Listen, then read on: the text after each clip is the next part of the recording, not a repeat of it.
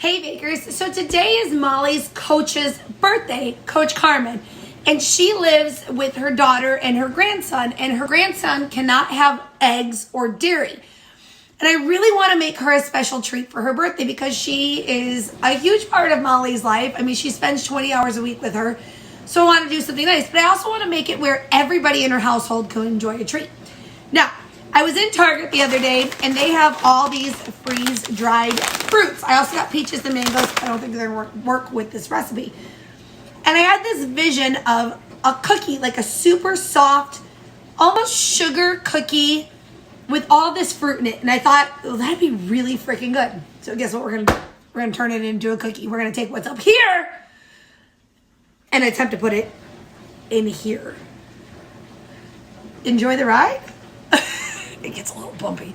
Okay, so the hair's up and I'm ready to go. And I've already started a little. So in this bowl, I have 1 cup of granulated white sugar, half a cup of brown sugar, a tablespoon of vanilla.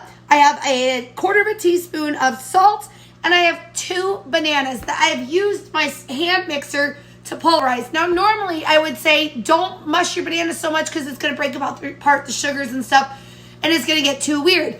But we need the banana to act like an egg today. So we need to really get it good. So I have like totally pulverized it to where there's just a little bit of chunks because I need that banana again to be the egg because Patrick, her grandson, cannot have eggs. Then we're going to add half a cup of vegetable oil. Okay. Now we're going to add the flour. How much flour are we going to need? That's going to be something we have to play with as we go. But we also need to add our levelers. So with this, I'm thinking, okay, so I want this to be a super light, fluffy cookie. So I'm going to go heavy on my baking powder because I want it to puff and be huge. So I'm going to do a tablespoon of baking powder.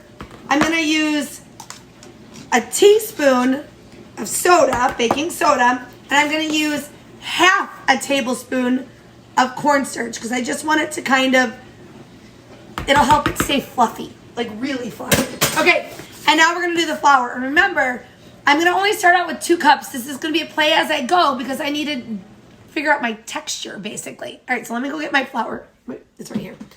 All right. Forgot I set myself up. Okay, so we're going to start out with 2 cups of flour and hopefully figure out where we can go from there.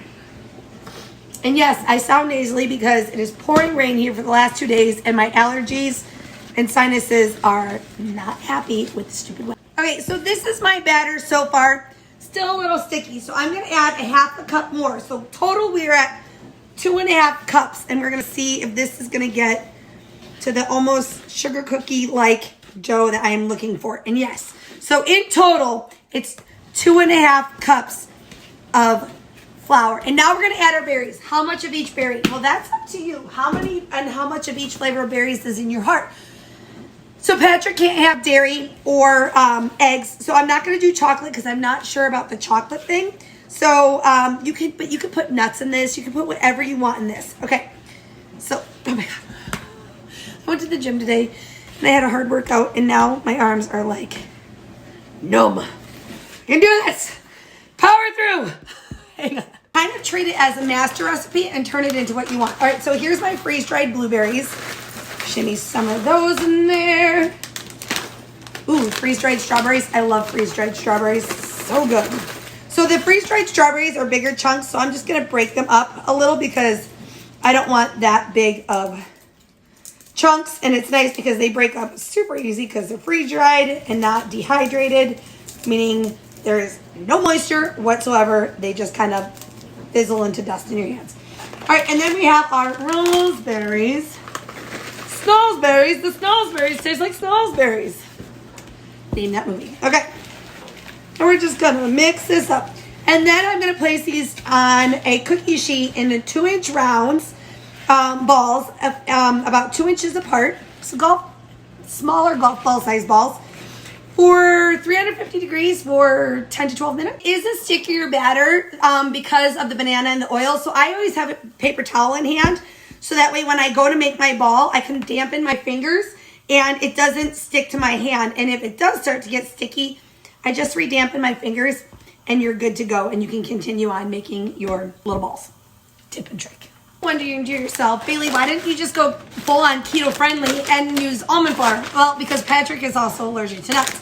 Now, if you want to turn these keto friendly or completely like gluten-free, do not use regular sugar, use monk fruit sugar, same amount, and don't use all-purpose flour, use almond flour, but instead of 2.5 cups of flour, use 3.25 cups of flour because you need a little bit more so they're not super wet. But yeah, that's the conversions. That's how you do it.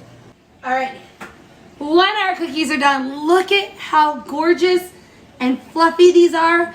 So you might be wondering to yourself, Bailey, why do you always eat something when it's cold and hot instead of letting it cool off? Because I'm in an impatient pain in the ass.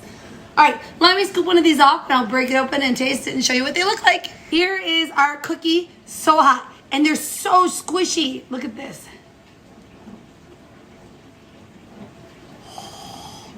Look at the fluff. Look at the fluff. Okay, impatient, remember.